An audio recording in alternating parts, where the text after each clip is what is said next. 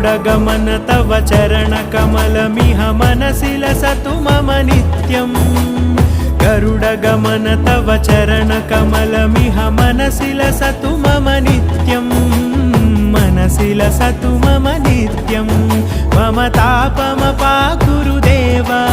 मम पापमपाकुरु देव मम तापमपाकुरु देव मम पापमपाकुरु देव